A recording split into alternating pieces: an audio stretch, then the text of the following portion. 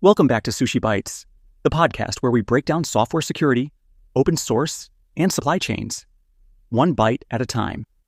I'm Shinobi, and today we're talking about software composition analysis in the AI era. Because AI is changing how software gets written. But here's the real question. If AI is writing more of the code, who's making sure it's secure, compliant, and legally safe? That's where software composition analysis comes in, and as usual, to unpack this, I'm joined by Jen. Hi, everyone. And yes, today we're answering the question that inevitably shows up once AI starts generating code. Cool. But what did the robot just copy from the internet? Exactly. So let's start with the bigger picture. Because the way developers use AI is already changing. Fast. Right now, we're seeing three major shifts in how AI fits into development workflows. And each one changes how we think about compliance and supply chain integrity. Let's start with the first one.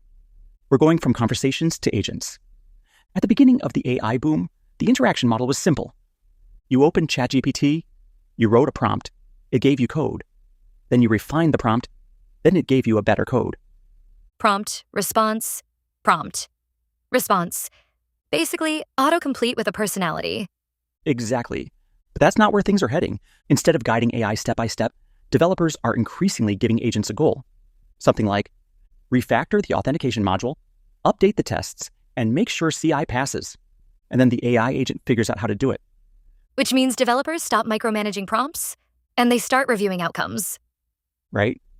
The unit of work shifts from a prompt to a task, and the developer becomes more of a reviewer and verifier, which makes guardrails like tests and policies incredibly important. So let's look at the second shift, going from prompt engineering to tools. This shift is about capabilities. Early on, people talked endlessly about prompt engineering, how to structure prompts, how to phrase instructions, how to carefully guide the model into giving better answers. Which was basically duct taping context into a paragraph and hoping for the best. Kinda. But modern agents don't rely on prompts alone. They use tools, things like APIs, code repositories, databases, browsers, execution environments. So that means the prompt stops being the whole system? It becomes just one input? Right again. The real question becomes, what tools does the agent have access to? Because those tools define what the agent can actually do. Now here's the third shift, from prompts to specifications. This third shift is about development methodology. Instead of trial and error prompting, teams are moving towards something called spec-driven development. Translation: stop guessing and start writing down what you actually want. Yeah, so instead of a prompt, the primary artifact becomes a specification. That can include requirements, architectural constraints, acceptance criteria, testing expectations. The AI reads the spec and generates the implementation. Which is honestly how software development should have worked all along. And because specs are structured, they can be version controlled, reviewed, reused, just like code. So now we have AI agents writing code. They have tools. They're working from specs. So where does SCA fit? Turns out, everywhere. Because if AI agents are generating code, then compliance tools need to work with those agents, not just with humans. This is where things get interesting for us AppSec nerds. Traditional SCA workflows assume a human developer. Developer writes code. Developer runs a scan in CI. Developer reviews the results. But in an agentic environment, the AI needs to participate in that loop. Meaning the agent should be able to scan its own code before a human even sees it. Exactly.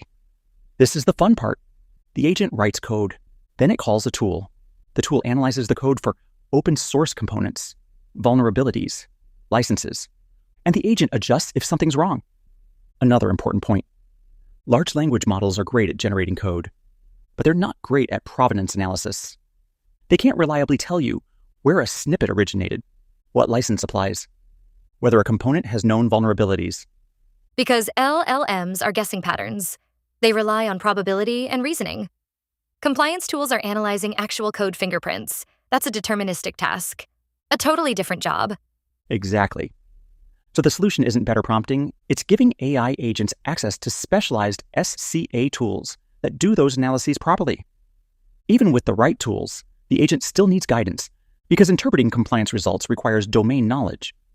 Like the difference between small MIT snippet Probably fine.